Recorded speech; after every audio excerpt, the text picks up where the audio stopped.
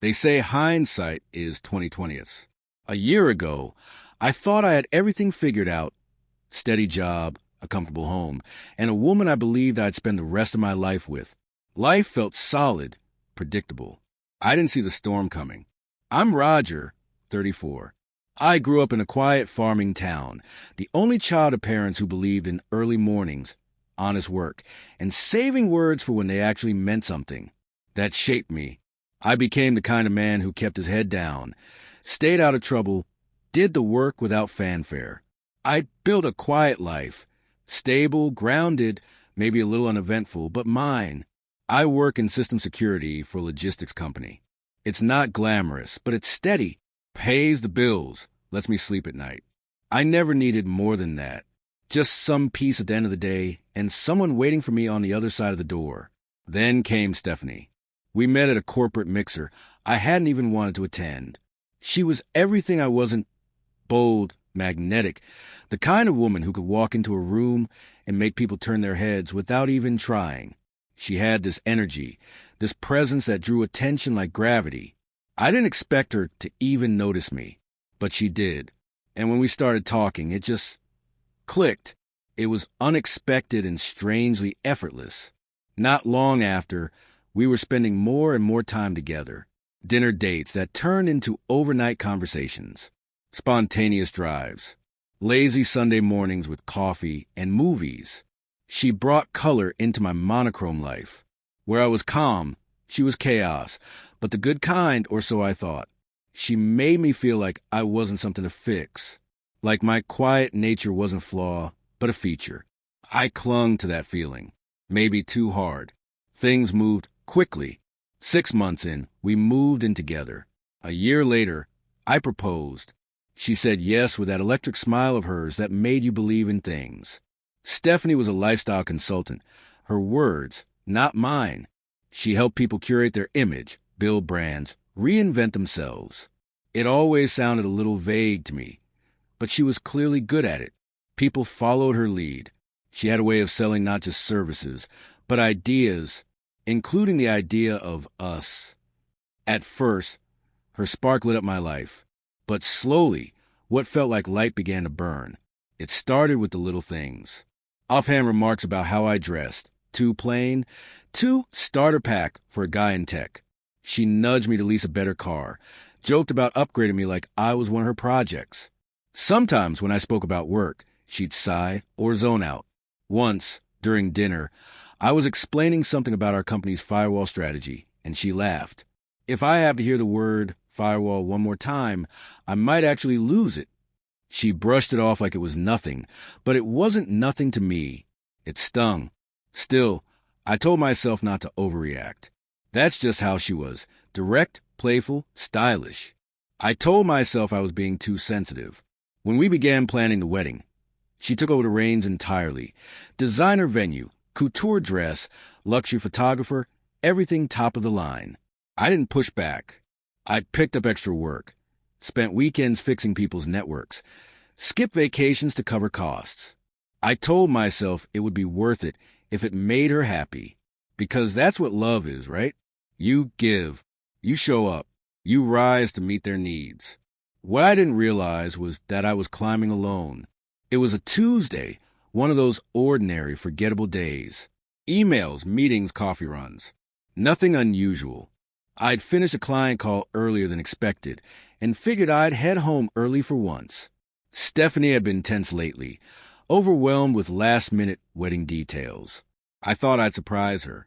I picked up her favorite Thai dish on the way, thinking it would be a nice gesture, a reminder that even in the chaos, I was thinking of her. I didn't text her. I wanted it to be a real surprise. When I unlocked the door and stepped inside, I knew instantly something was off. The apartment was too quiet.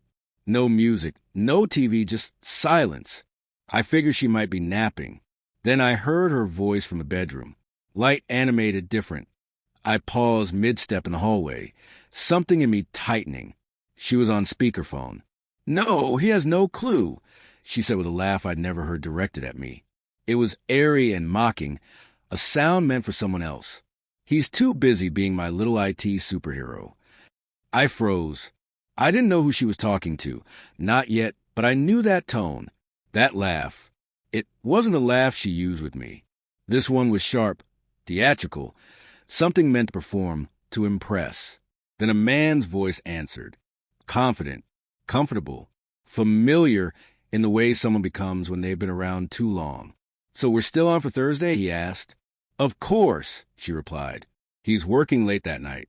I've got the place to myself." The container in my hand tilted. My fingers were slick with condensation. My heart was hammering in my chest, but I couldn't move, couldn't breathe. My brain scrambled to explain what I was hearing. Maybe it was a joke. Maybe she was talking about someone else. Maybe anything but the obvious. But she kept going. "I mean, I love Roger. Kind of. He's reliable, you know? But God, he's so dull. I have to pretend to care when he rambles on about his stupid work stuff." The man, Mark, I would learn, let out a soft, smug laugh. Like this was familiar, routine. "And the wedding?" he asked. "Oh, it's happening," she said breezily. "You think I'm going to waste that venue deposit? Please. I want the photos. I've spent months planning this. I can always figure things out later." That was the moment something inside me cracked. It wasn't just a betrayal, though that was gutting. It was the way she spoke about it, about me, like I wasn't a person, just part of her carefully curated image, a prop in her performance, a means to an aesthetic. I didn't storm into the room, didn't scream or throw the food or demand answers. Instead, I pulled out my phone, hands trembling, and hit record. She was still talking. Something about maybe inviting Mark to her bachelorette party, about how perfect their last night together had been. Hotel suite, expensive wine, skyline view. Then she laughed again. "And Roger paid for it all," she said, with no trace of remorse. Just amusement. Like it was a punchline only they understood. I let the recording run for a few more minutes.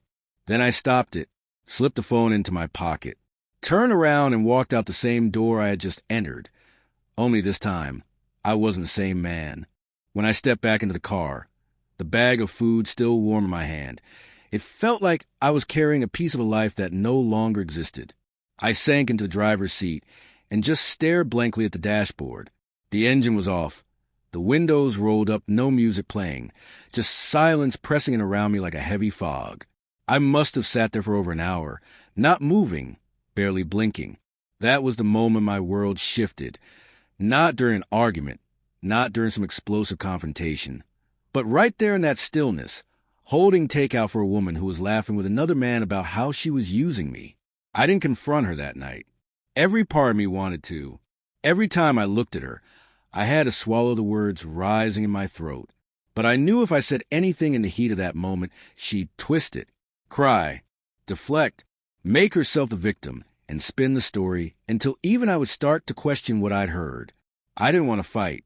I wanted the truth to land where it would hurt. And for that, I needed time, distance, a plan.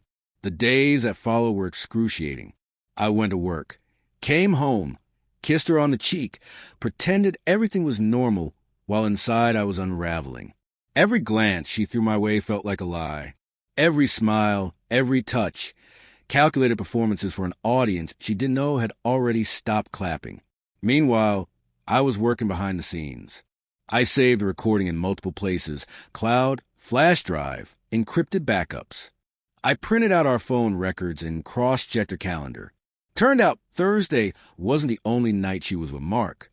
I confided in my friend Kevin. He'd been through his own wreckage not long ago. When I told him everything, he didn't flinch. "Man, you don't owe her silence," he said. "She made this bed. You have every right to let the truth speak." That's when the idea took shape. Our joint engagement party was coming up. Stephanie's grand vision, of course. A rooftop lounge in the city, all white lights and curated elegance. She called it a brand moment, part of her narrative arc, another chapter in the fairy tale she was selling to the world.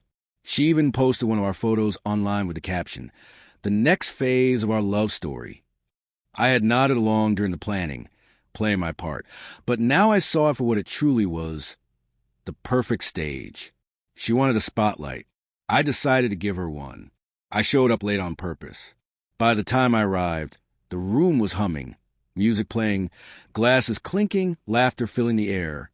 Stephanie was at the center of it all, radiant in a black dress and bold red lipstick, basking in the attention. She turned when she saw me, her smile faltering just slightly. I wasn't dressed for the occasion.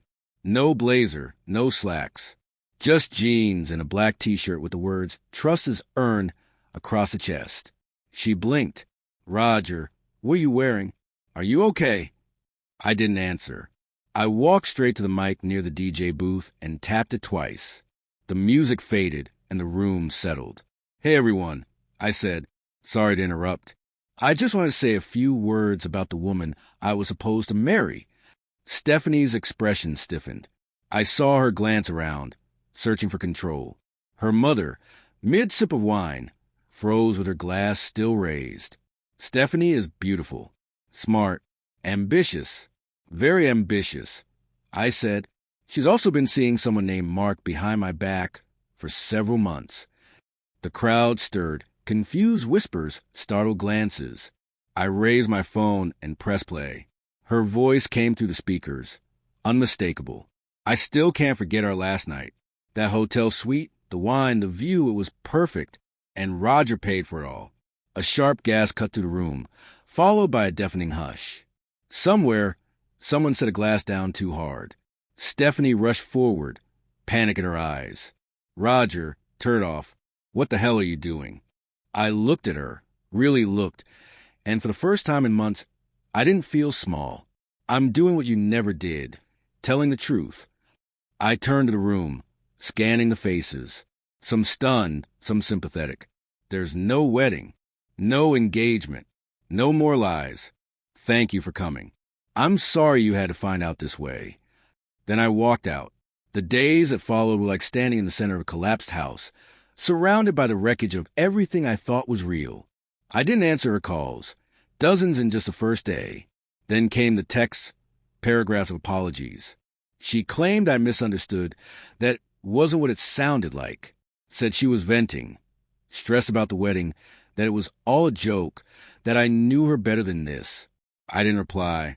Not once. When the messages didn't work, her tone shifted. The voicemails came next, angry, emotional, volatile. "You humiliated me. You ruined my life. You're petty and cruel, Roger. You didn't have to do it like that." The switch from guilt to blame was whiplash fast. I blocked her number, changed the locks, updated every password, and secured every account. I cut her out completely. No loopholes, no open doors. The fallout came quickly. Stephanie's carefully polished image began to crack. Her curated online persona, the perfect consultant with a dream relationship and a flawless life, it started to unravel. Clients backed out. Her business partner, Renee, messaged me privately. "You did what a lot of people wish they could do. You showed who she really is." Even her own sister reached out. I always knew something was off. "I'm sorry it had to be you, who found out the hard way."